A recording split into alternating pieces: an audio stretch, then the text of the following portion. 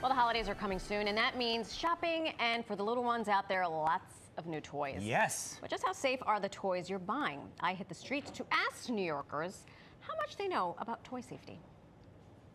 What do you take into consideration when you buy toys for a child? Well, safety, right? I look at the pieces. Is it something that they're gonna choke, right? Well, you kind of have to be like your own safety monitor for the kids. Do you ever take into consideration the safety of a toy? Not as much as I should now that I think about it. Do you ever consider batteries, toys going into mouths, ancillary things? Probably not as often as I should. I think as the dad in the relationship, I want like the riskiest thing possible, but my wife takes care of making sure that it's safe. Do you ever consider safety at all when you're buying a toy? 100%, especially when the electronic toys and everything with lithium batteries, the child could just swallow it. What are some of the things you think about when you're buying a toy? Practicality, if it's safe, if it's age appropriate, if there's any parts that could come off that the child might swallow, if there's anything that they might get caught on.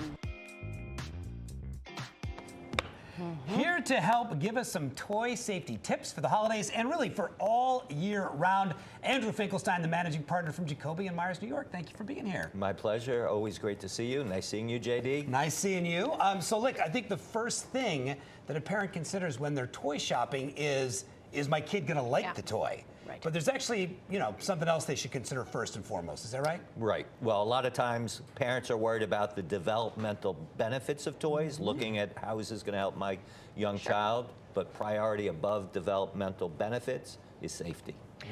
When I was talking to folks on the street, a lot of them said, well, you look at, age appropriate 2 to 6, or it's part of the label. How important is the label? What should we really be looking at? Well, the label is generally guidance, not so much for safety, but developmental benefits. Right. You have to know your child. And I always think there's an inverse relationship between safety and age, meaning the size of the toys. The bigger the size of the toy, the smaller the child, or vice versa. Don't give small toys to little kids. Yeah.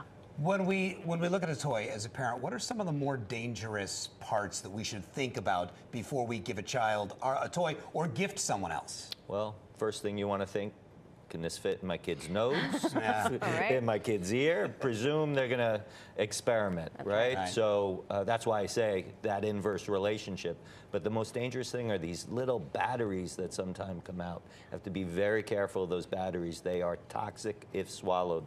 Those little button batteries. Sure. Kids think they're candy. They swallow it. They can have delirious, detrimental effect within 15 minutes. Jeez. Oh, wow. Yeah, so be very careful. You have to call the emergency room, go to the emergency room, and a little side tip, give your child a teaspoon of honey. Honey helps counteract that chemical reaction, coats the battery, and there's actually medical studies that prove give the child honey. Wow. I just learned something new. Yeah. Hopefully I will never have to use this with anyone. There's no better way to treat your best friend than to get her child allowed a toy that plays music. It's annoying to parents. But those noise can also be a danger to kids. Is that right? You bet. Annoying, yes. Dangerous, yes. So be careful.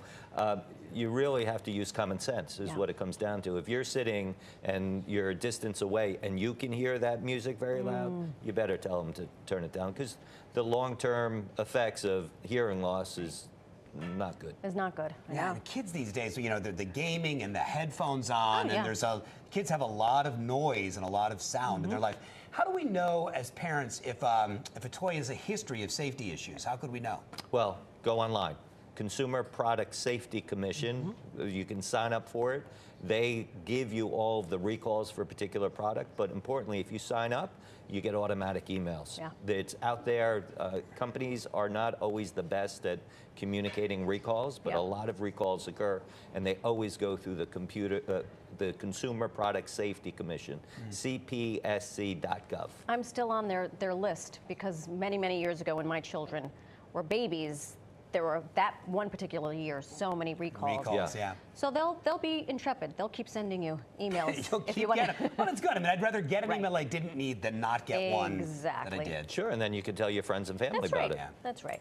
Before we let you go, you do this every year. I love it. Tell us about New York Cares Coat Drive. It's back for its 36th year. Yeah, well, New York Cares is a great organization, and we help every year with trying to give people access to deliver coats. If you don't need a coat anymore, do not throw it away, donate it. We have a box at our office.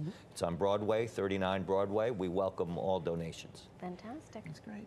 Excellent. Andrew, always great to see you. My pleasure. Thank you so much. Thank you for helping us learn a little bit more. Yeah, but importantly, have a safe holiday season. Yeah. 100%. Thank Indeed. you. Hey, for more information on toy safety, you can head over to PIX11.com and click on the PIX Partners tab. We're going to include a link to what Andrew was talking about, the Consumer Product Safety Commission, and of course to our friends at Jacoby and Myers, New York.